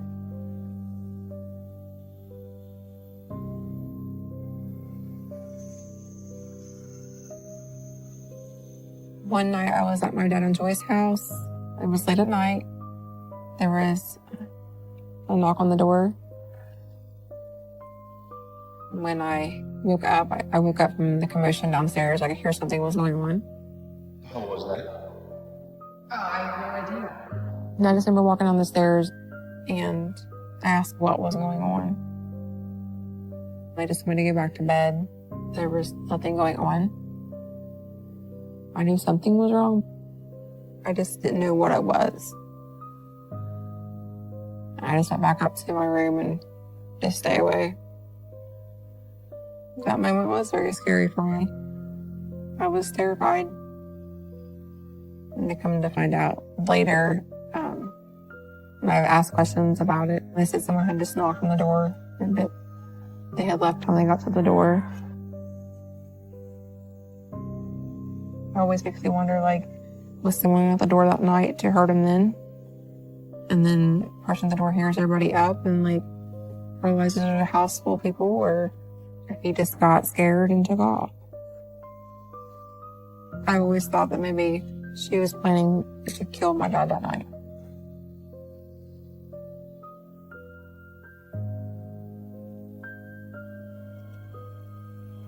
Well, the thing of it is, from all appearance, this probably happened just as when we pulled in. So then they're waiting for him. That's a possibility. That's something we're That's looking what it looks like. Everybody knows will hate him. Excuse me? Everybody knows will hate him. She's saying in that video that everybody hated my dad. She was completely lying. It was the other way around, that everybody loved him and no one knew why he married her. I mean, the stories you hear that, he'd be out playing pool and he would buy rounds of drinks for everybody. I don't think I ever met anybody try to argue with him besides her. I think she said it because she was trying to make it look like he was hated. There was reason for someone to kill him. She didn't want any blame on her. It just shows you what type of person she was.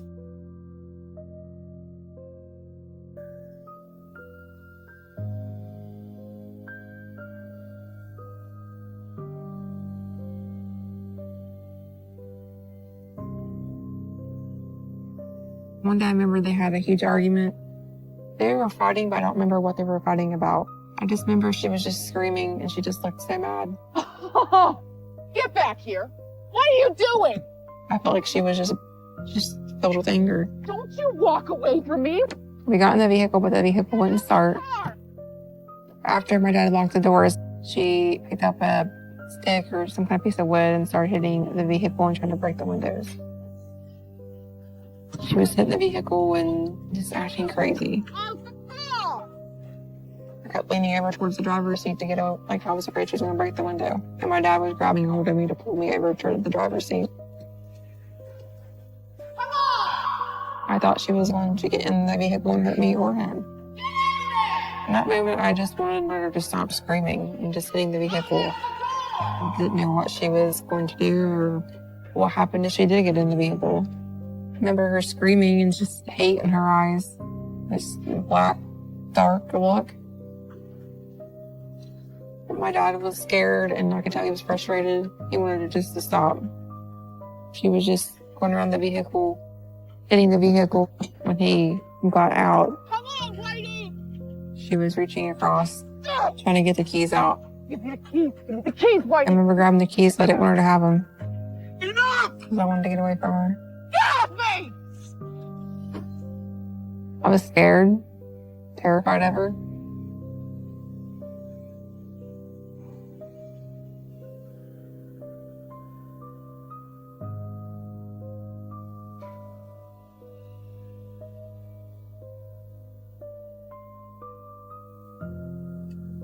Okay. How about the next time you ever heard anybody make any threats? It was on Christmas Eve. What'd she say to you? That your dad was going to be killed or something like that. That was me talking to the investigators. I would have been 11 years old.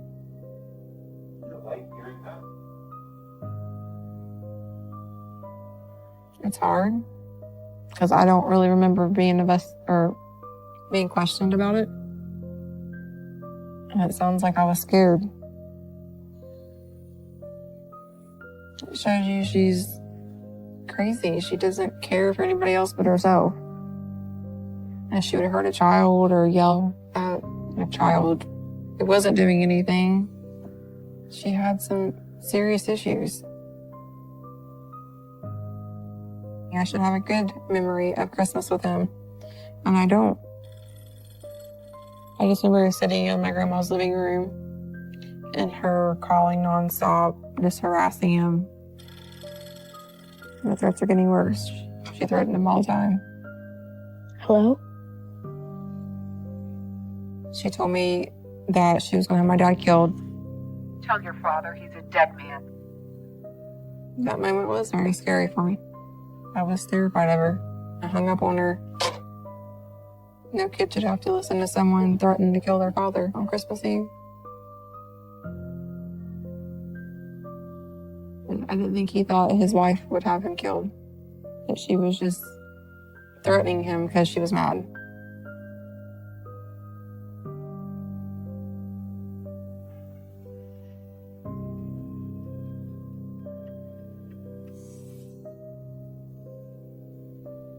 In January 1997, they were getting along well. Everything seemed to be going better between them. They were going to work on things. She seemed to be acting better. He seemed to be happy. Like, it was nice to actually not have to listen to them fight. They were looking to buy a house together, closer to the bars. Joy was the one showing me a lot of the house. Like, she was showing me, like, look at this. This is going to be your room. And they said they were going to buy the house. And they seemed happy that day. I was excited because, you know, they were getting this house. It was closer to everybody. Like, it was just down the road from everything. And then that Sunday evening, we said, bye, I love you. See you tomorrow at basketball practice. He was just happy. He was happy. He was laughing. Everything was just normal. Looking back, I think she was being fake that day. I think it wasn't all an act. Because I felt like she knew something was going to happen. She was going to do something soon. My dad kept saying, just always remember, if something ever happens to me, how much I love you. That's what I remember him telling me that. And I kept thinking, why is he saying this? Like, why does he keep telling me this?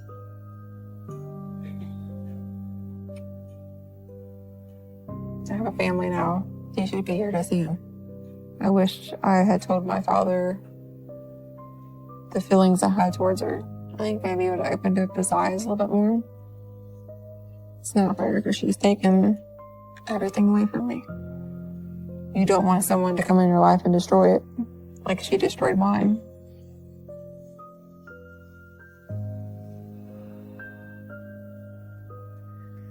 So the next day, I went to school that morning, and my grandma's house was right down the street from where I went to school at. I could see her house from the school.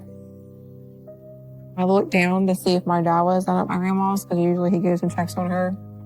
And I noticed his car wasn't there. And a few minutes later, the staff had came out to get me, and my grandmother was there to pick me up. And it looks like she's crying. I remember her telling me that he had been killed.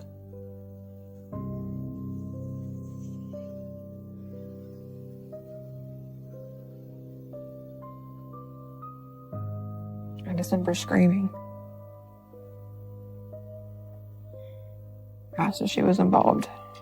I don't remember much after that.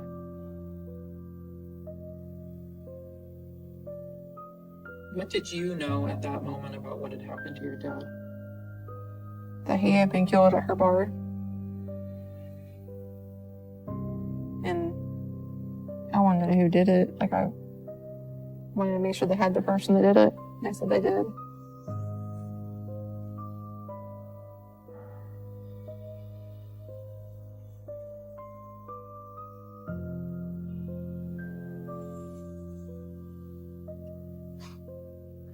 What would he do with his receipts on the bar? Would he normally bring them with him? Yeah, because he made deposits on Mondays for the weekend. And where would he carry that? Into his jacket pocket. He had how much he normally had? We both carry between 1,000 and 2,000 in our wallets. Just because they're constantly going to get people on jail for DUIs. It was Joy saying that my dad carried cash in his jacket pockets, and that the reason they carried that much cash in their wallets is because they got people out of jail for DUIs. And I've never once heard that, or heard my dad mention that. I mean, you look like you don't believe that at all. I do not. When they arrested Carl, he had my dad's wallet. A billfold belonging to who we believe may be the victim in this, Donald Ray Hoop. My dad was always known to carry large sums of cash on him. I always noticed, like, when he was getting ready in the mornings, his wallet laying on the stand, and he would always have large sums of cash in there. They carried a large sum of cash on them because they both were involved in drugs. I didn't know at the time that's what he was doing, but years later, it was obvious why he had so much cash on him.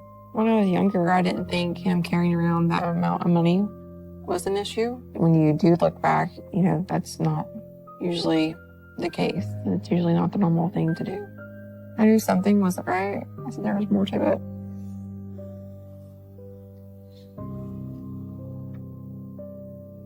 Is that Carl when he first did it?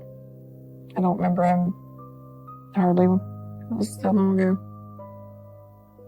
Yeah, it's Carl's booking photo from 1997.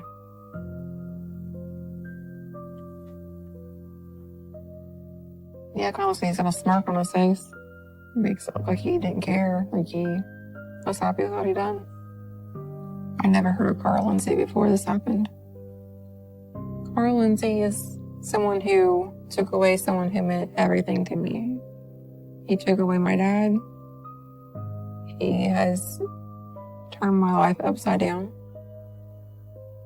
He is a person that took him away in such a horrible way. Like he didn't think twice about it.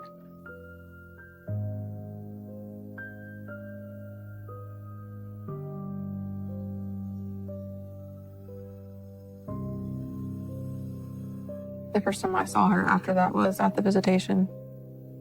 And I knew something wasn't right.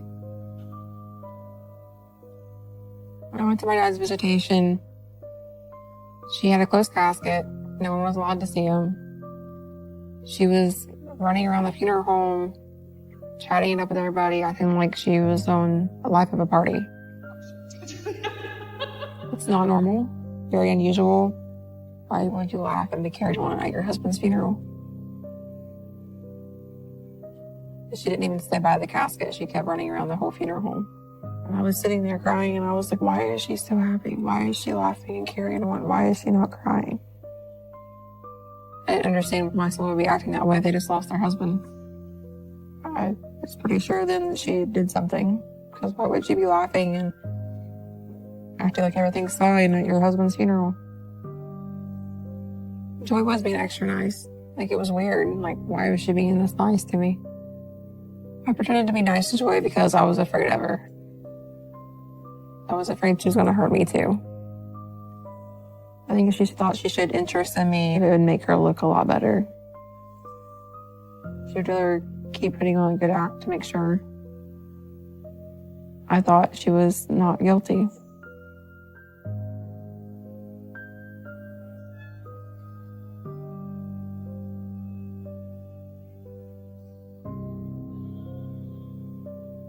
We had a basketball game. She came to the basketball game. She was very quiet, wasn't saying much. After the game, she talked to me outside. Hi. Can I speak to you for a second? I just didn't understand why she was there. Yeah. She didn't come before, why now? She acted very nervous when we were talking, like something was bothering her. She's like, I would never hurt your dad. You know I loved your father. And she was asked, she's like, do you think I would hurt your dad? I'm not capable of harming him. She was just staring at me to see my reaction. She was questioning me a lot. I felt like she was trying to get a lot of information out of me. And it kind of worried me as to why she wanted that information. She wanted to make sure she made the point clear that she would not do anything. Right? I felt like it was a tense moment. She's very serious. I wanted to make sure I understood. I was just agreeing with her just so she would stop, so she wouldn't suspect anything. I don't think at the time she thought I was thinking that. I think she was willing to do whatever it took to make sure everybody thought she was not involved. Okay. Good. Good. She'd rather keep putting on a good act to make sure I thought she was not guilty. I knew then that she had something to do with it.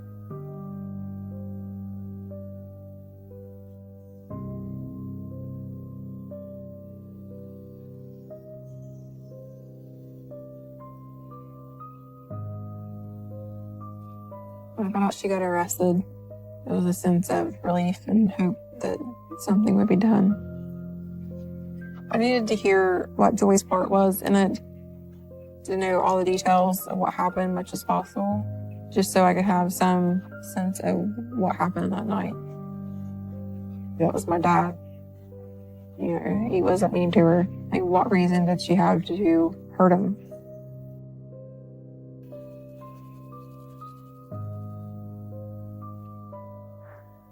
What I need to know now is what you guys were talking about that night.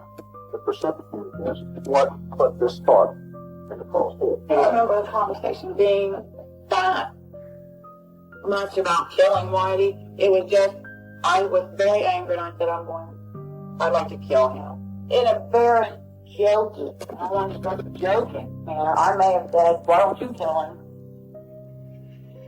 But did I sit down and say, hey Carl, let's get together and kill Whitey?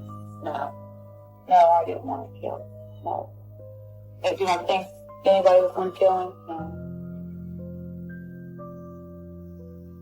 I know now, when people say joking things, I know how unfunny it is, and how that could be misinterpreted, and things can go terribly, terribly wrong. And I knew that conversation went on the night that it happened.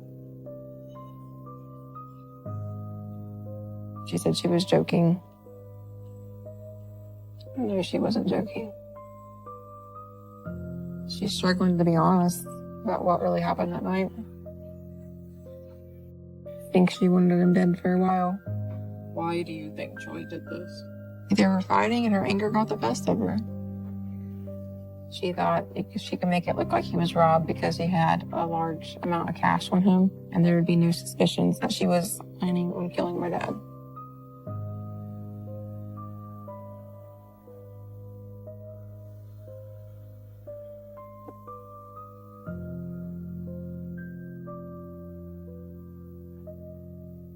Joy was setting both my father and Carl up. She wanted to make sure Carl had a reason to kill my father. There was money in his wallet.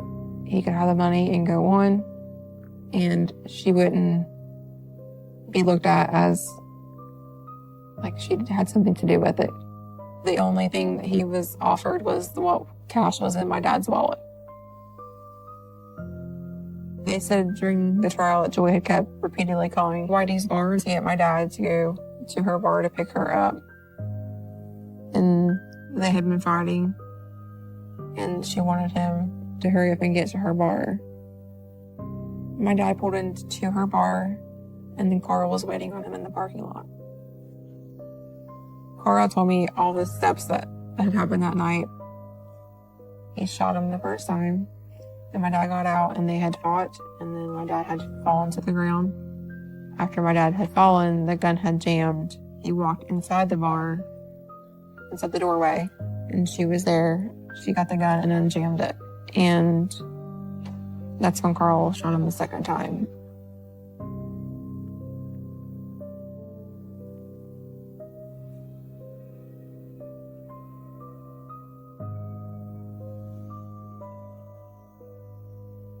I remember being called and told he received the death penalty, and I was just relieved. Carl said that he was on drugs and alcohol that night. If he was in the right frame of mind, he wouldn't have done it. Carl was a pawn in her game that she had, but it does not give him an excuse to get off death row. He did it. He's the one that killed him. She used Carl every way possible to get what she wanted, and she thought she'd be free of it all. Joy got 25 years to life with a chance of parole. I didn't think it was fair. I feel like she should spend the rest of her life in there. I don't think she should ever have a chance of parole. Joy is as much as to blame as Carl is. I think Joy thought she would get away with it, that they both would get away with it, with having Carl rob him. And she thought she would be done and there would be no more reason for anybody to look into it.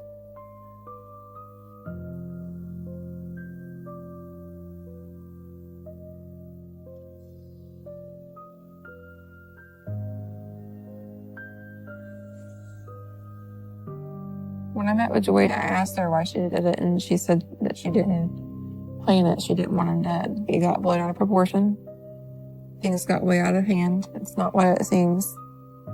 And I wanted to hear her say, I'm sorry for my part, or take some responsibility for it.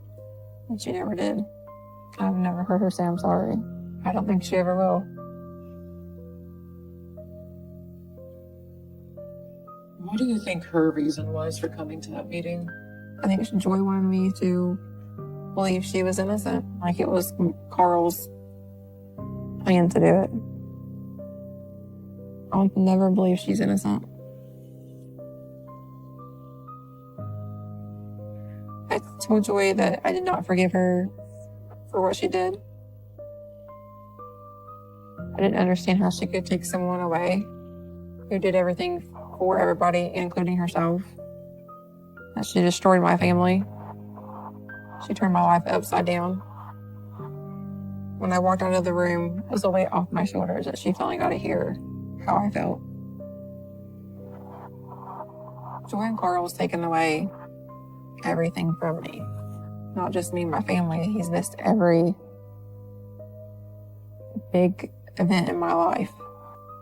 He's missed his brother's events. He's missed everything. He's even not even there just when you need someone to talk to or get to see him.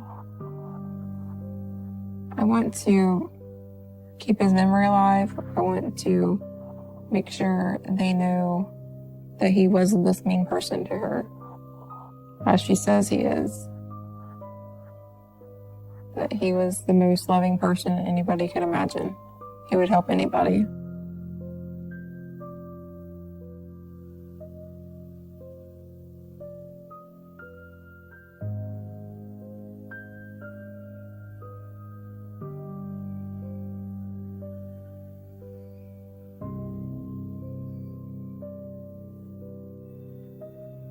I feel like she should be in there for the rest of her life.